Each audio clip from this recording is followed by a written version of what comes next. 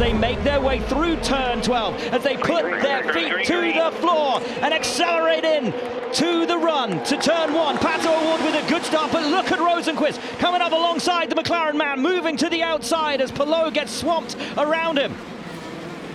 Everybody making it through pretty neat and tidy. No big crash there, and that is job 1 done. Palou with a little wobble on exit, and he's managed to get his way past David Malukas, but it's Pato O'Ward who leads from Felix Rosenqvist. 90% relief there for Alex Palou to survive turn 1. He played it safe and smart. Brilliant job to protect his race car, as Pato O'Ward trying to do really was only option at this point, which is win dominantly.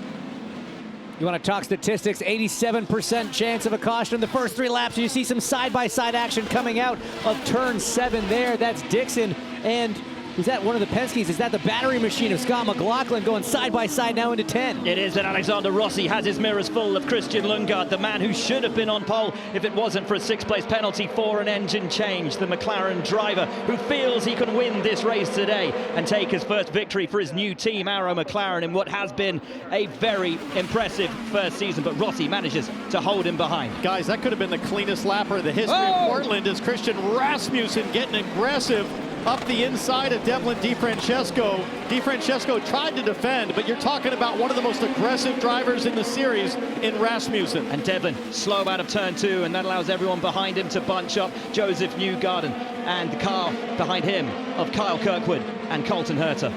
Yeah, the Andretti Global machines getting pretty close together on the exit there. Dev causing a little bit of a bottleneck as Josef tried to pull the over-under. Now Ericsson on the inside of Dixon into 7. Lovely move from Marcus Ericsson, but Dixon's going to want to take it back.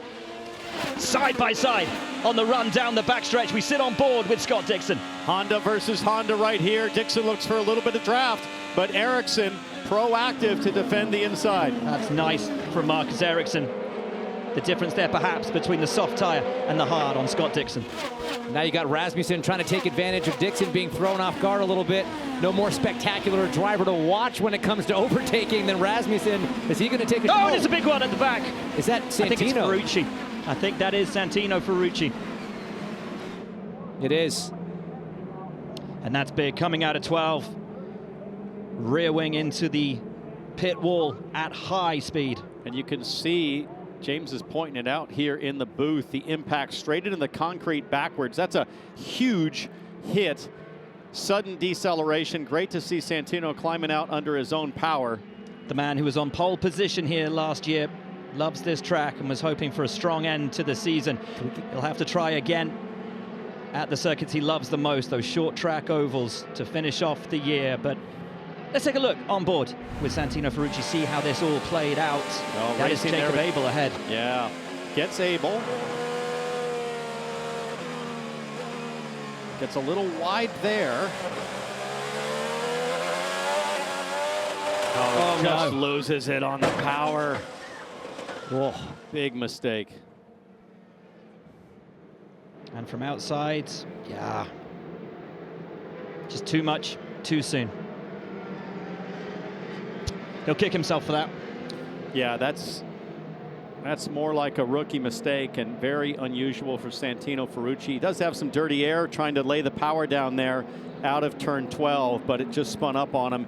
And then he tried to stay with it. He actually dug into the throttle more to try to spin it around and pull a Danny Sullivan. But here's what's interesting to me, guys. Obviously the contact right here, but here's the attenuator. He nearly went straight in to the end of the attenuator that separates pit wall from the racetrack. That would have been a monumental shunt coming to a, you know, if not a complete stop, it could have rotated the car so aggressively. We go green. And Pato already has a 2-car advantage over Felix Rosenqvist. A brilliant start from Pato O'Ward down the drag strip with Rosenqvist behind, and Will Power, a brilliant start from him as well, gapping Alex Palou behind as Lundgaard has a look at Alexander Rossi, who closes the door on him immediately. Further back, lots of drivers having a look, and is there contact with Louis Foster and Ritas VK, both being hit from behind and spun around. They will continue. I think that was Kiffin Simpson getting into the back of Louis Foster. VK spinning to try to avoid the car ahead of him, of Louis Foster. They both get going and back on their way while we were under caution. Some drivers took the opportunity to stop. Graham Rahal, Stingray Robb, Connor Daly, Callum Ilott, Robert Schwartzman, and Jacob Abel, who take other positions 21 to 26. The vast majority choosing to get off the hard tyre, move on to the soft, which is the preferred tyre, as now Rossi having a look to get back past Lundgaard. And we have a full course caution out. Lundgaard making that move just in the nick of time. So Lundgaard up one position to 6th. And here is how Louis Foster got spun out. We're green, we're racing once again, and Rosenqvist tries to go with Pato O'Ward, something he was unable to do last time, and he is tucked up right underneath the rear wing of the McLaren racer, trying to get down into turn 1. Will have to go around the outside, and there is no way through. You just look at that jump off the last corner. Rosenqvist with that Honda power delivery just seemed to catch O'Ward and gap Will Power behind him. Meanwhile, Pato O'Ward's teammate Christian Lundgaard critically gets past David Malukas. There he is in the papaya and black car. And right in front of him now is Alex Palou. That is huge for O'Ward. If Lundgaard can continue to press here and get in front of Palou, it creates more of a championship opportunity for his teammate. Lundgaard said he wouldn't play rear gunner. Was there a car off in the back there exiting turn 6? I saw some dust. It looks like Abel just trying to rejoin the racetrack. Side by side now, Rasmussen inside of Newgarden.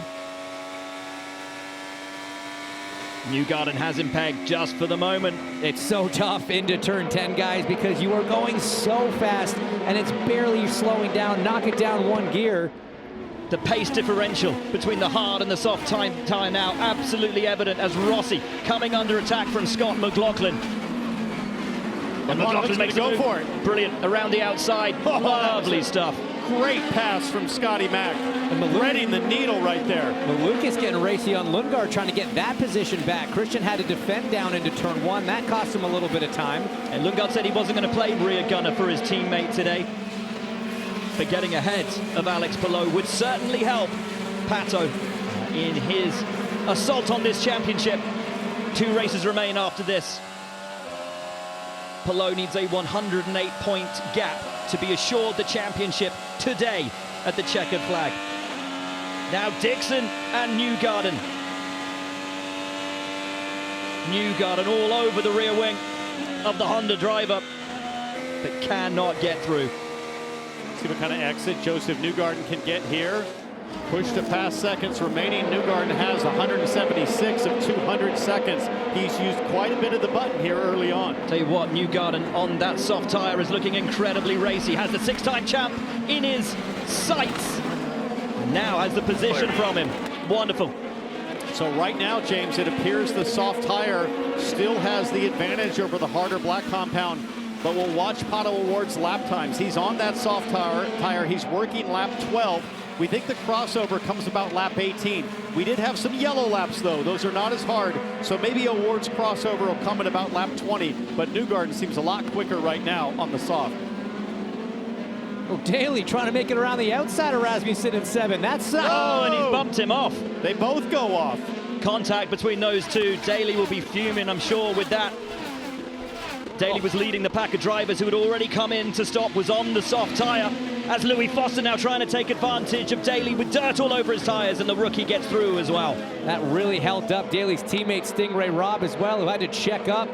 Chaos down there in the last corner. Abel getting a little bit squirrely. And all of those drivers could come into play. How he can get away with that? That's insane. Wow, now Foster putting the move on Rasmussen. That's nice, really nice from the rookie. Daly trying to get through as well, and that's a little bit of afters from Connor Daly. That's frustration seeping out of him. Well, it didn't quite work, and now he's at risk of losing another spot to Rinus VeeKay. Just gets it done, but that was a forceful lunge from Connor Daly. Total frustration down in turn 2 at the apex. That could have taken both of them out. Luckily, they survive, and Connor is determined now all over the back of Rasmussen. There they are exiting turn 7, and it looks like Connor will have a run. Guys, this is a tight pack right here, heading down the back straight. Nolan Siegel ahead of Dev DiFrancesco at the front here. A little bit of defense. And there in the background, Daly trying to get the move on Rasmussen. Oh! Big hit. That is big. And that was It felt like that. It's been coming for a lap and a half. The frustration. Rasmussen just wrecked us, so I'm sorry about that. Glad to hear Connor's all right. That was a massive impact. We talked about the minimum speed through that corner, T-Bell, 150 plus miles an hour. Yeah, that was two drivers with huge stubbornness, I think, in the moment. We don't know what happened in this accident. We certainly saw what happened down in turn 2. So this is Daly putting the move on around the outside. Feels that Rasmussen just nudged him off the track there. And from this point on, the frustration in Connor Daly absolutely evident and absolutely warranted. That wasn't a nudge, Will. He just drove him straight off. That was totally uncalled for, and we'll need to see that one a little bit earlier on if we can. It's tough to see how it started. That's a horrible hit. It is so fortunate that Connor's car did not get airborne or start rolling right there. I mean, he's going 100 and probably 40 miles an hour as he hits the grass. That is a terrifying crash. Great to hear Connor's voice and see him get out, but boy, that is lucky to walk away from. AMR IndyCar safety team, always there so quickly. Great to see them there, but yeah, guys, let's take another look at this coming in. I mean, so Connor that's already after the fact. Connor up on the inside. Well, he's trying to go on the outside of turn 10. Yeah. Which then turns into the inside of 11. Yeah, at some point, someone's got to give. And look, let's call a spade, guys. Rasmussen's not made a ton of friends this year in terms of some of the passing that he's pulled off. Connor's ahead going in there, and it looked like Rasmussen took too much of the first apex trying to stubbornly defend. You saw a puff of dirt off the left side of Rasmussen's tires. It kind of jumped him up and into Connor, but it looked like, to me, that was Connor's corner. And we go racing once again. It's Penske versus Ganassi versus Penske and another Penske. 3 in the top 4. Will Power, a brilliant restart from him, but look at Scott McLaughlin on the championship leader, tucked up with him, running down with him to turn 1. McLaughlin trying for an outside move again, but Palou has it covered. But McLaughlin, with an excellent exit from 2, is straight back with him again and looking for the inside at 3. Hard to do it there into 4. You're barely slowing the car down. It's just a quick touch of the brake as we ride on board the Odyssey battery machine of Scott McLaughlin. It was a great restart, though. Alex Palou's car looks very loose to me there, hanging on to the back end. He's on that harder black tire, but the balance looks to be going away a bit right now for the championship leader. Pato O'Ward now passed by his teammate. Lundgaard takes up another position. Oh, and O'Ward, has he got a problem? Oh, he does. I think he's got a problem. Good. That sounded terminal for Pato O'Ward. You hear the engine note drop. That does look terminal. That's it. P0 and back to P2. Try P0, back to P2. They're hoping to restart the car, hoping it's an electrical issue. And that's why we lost the camera feed. Trying to Control-Alt-Delete it. Oh, what an absolute shame for the pole sitter, but the action continues on the racetrack further up. We'll keep you posted on what's happening with O'Ward. Absolute devastation. Kyle Kirkwood and Colton Herta, the cars look the same. They're slightly different colors, both Andretti teammates. Kirkwood looking to make a move there on Marcus Armstrong in the root car. Kirkwood got the jump on Herta during that pit cycle. Marcus Armstrong 1 place ahead of him. Understand there was contact between McLaughlin and Palou. Let's watch.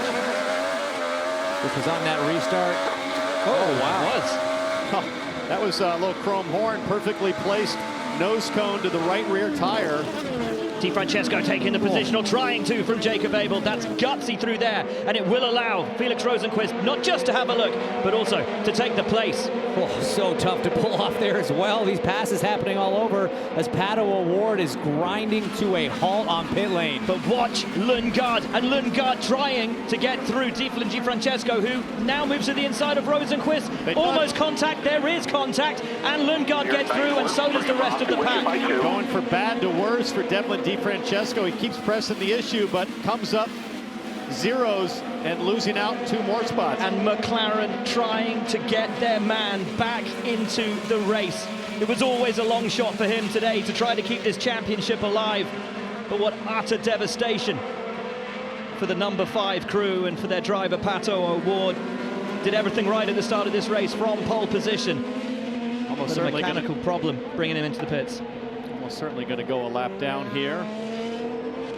But what this has done, guys, because of those who have stopped, is it's put Felix Rosenqvist and Christian Lundgaard into prime position to take advantage of this race today, really take it by the scruff of the neck. Lundgaard, of course, who was fastest in qualifying, but lost that pole position because of an engine penalty to move him down to 7th. He now sits behind Felix Rosenqvist, who started on the front row of the grid, as Rasmussen has a look up the inside of Nolan Siegel, and that is a good move, and that is a position made. His power's in now as well, and with 11 laps of caution, I'm surprised they didn't go further than 34 laps. Jack.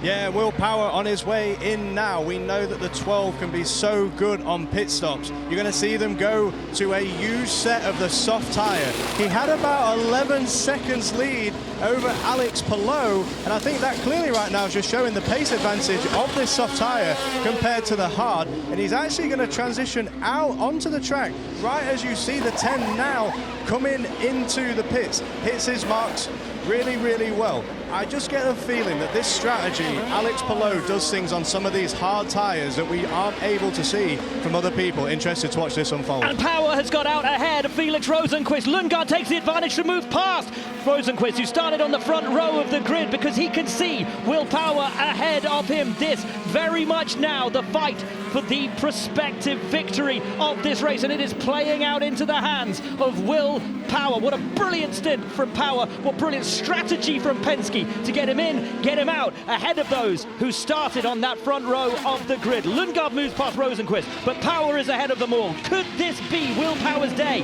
in a season in which Penske has toiled through trouble and tribulation and has recorded not a single victory, staring at their first winless season of this millennium? Could this be Will Power's day? So now we get to see what kind of pace Will Power has on those fresh reds as his teammate Josef Newgarden comes in. He'll go to use red tires. Now during this, Alex Palou making his first stint on the soft tire, but he's buried deep in traffic. That's not what you want, James, as you said with McLaughlin. Now Palou is kind of trapped, and he's going to have to pass a lot of cars to take advantage of that additional grip. So it's, I was just going to say, it's a good time to maybe duck in before these lap cars slow him down. He's on the push to pass. You know he's trying to get to the pit as quickly as possible. Going to be fascinating to see where he comes out. Last time he pitted, he came out just ahead of Felix Rosenqvist, who was at the lead of his particular pack at that moment. The driver he is pretty much assured to come out almost at the exact same point of the track as right now is Christian Lundgaard. Let's see where he comes out. Jack is waiting for him though down on pit lane. I am, and they are already set up with that black sidewall hard tire.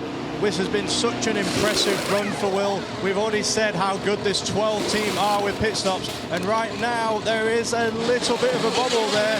Finally down pit lane.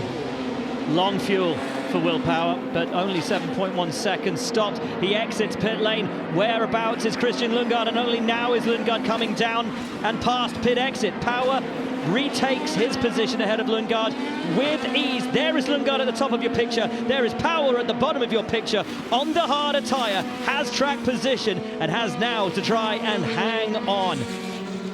So look at the gap. You've got Eilert in the middle of them right now, but right here, about 4 seconds with the Prema car in between. Callum having a good day as well. But Will Power is out of new tires now. He's got the slower black tire, and he'll have to finish on a used red.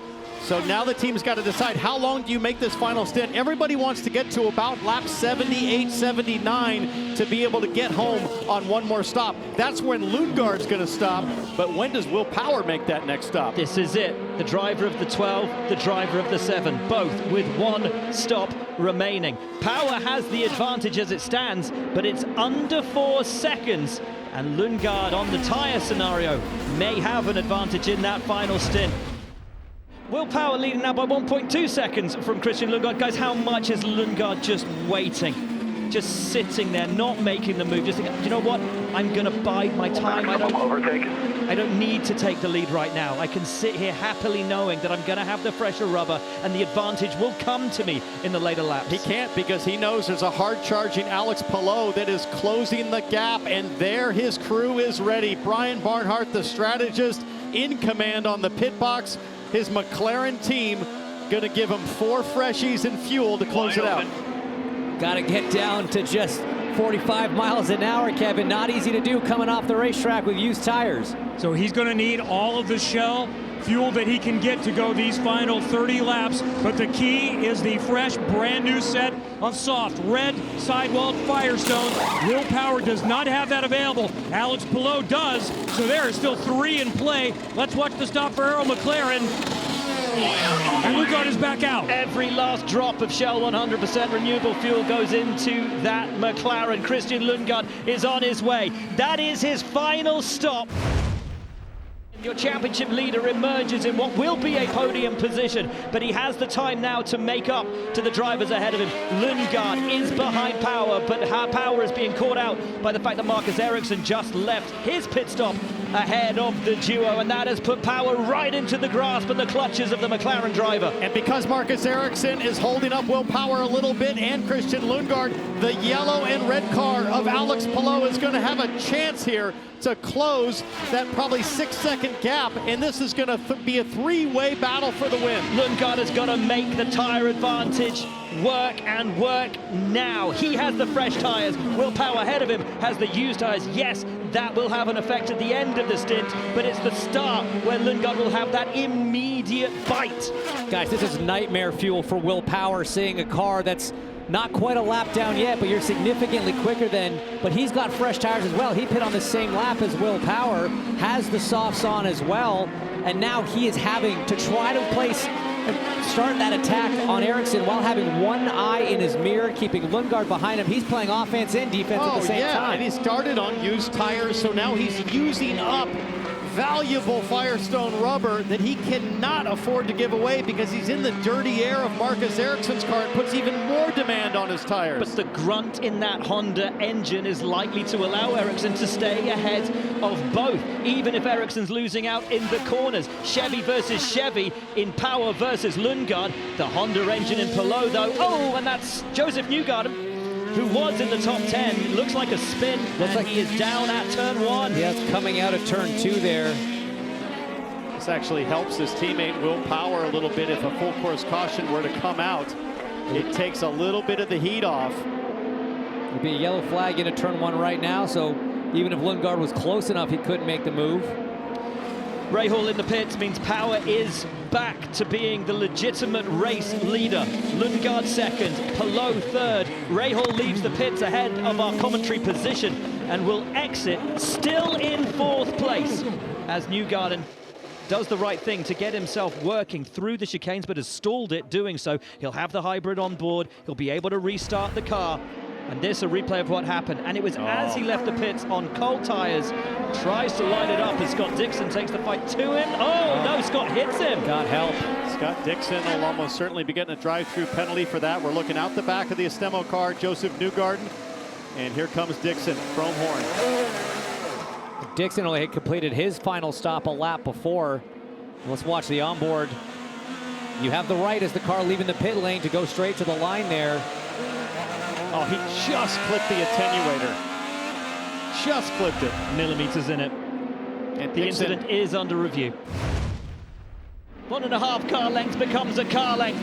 Alex Palou goes to the inside. Alex Palou has second place from Lundgaard. Needs to get his foot down and keep his foot in through the left, down the back stretch. Lundgaard takes it back to Palou. It seems reminiscent of Thermal Club earlier this year. The championship leader will know he will have to fight with all he has to get past Lundgaard, who says, not right now. You are not coming through because this race today is mine and not yours. Brilliant stuff from Christian Lundgaard to cross up Alex Palou and force him wide down the backstretch on the dirty side of the racetrack.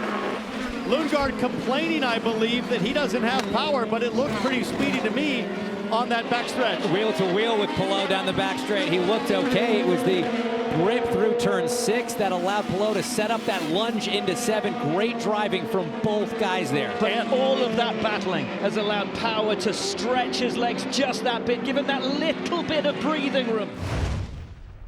Boy, would Will Power love nothing more than to lap David Malukas and just put an absolute flagpole down here in Portland. Malukas is moving out of his way. He will. And Malukas' job now is clear. The other guys. be the Penske man and hold those two up. Let Will Power run away. That was Will Power saying, hold up the other guys. Well, part of the reason he got that help was Have because... him hold up the other guys like Kiffin did to me. Oh, like Kiffin did for me.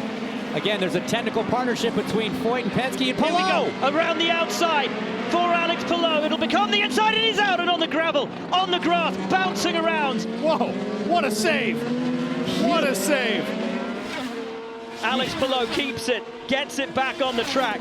But my word, that was close between those two in fighting for that final podium position. Palou will be riled up, but there'll be very little he can do about it now. 4 to go. Kyle Kirkwood being smart there, not trying to send it on Alex Palou. He knows he just made a mistake. Palou might have a chance to get to the tail end of Newgarden once again. But guys, Newgarden has a huge advantage here. He's trying to defend, trying to keep Newgarden behind him. But he was getting out of the way. He was getting out of the way, but right now, the 7 has 22 seconds. Power only has 8 seconds of push to pass as we take a look at the replay. Go back, you're all ahead. So Palou is trying to take advantage of the 7 getting slowed up a little bit. Faded out, but guys, that has been deemed acceptable racing in IndyCar. So oh yeah, he left him totally fine. He left him a car width, barely. it's about a car width.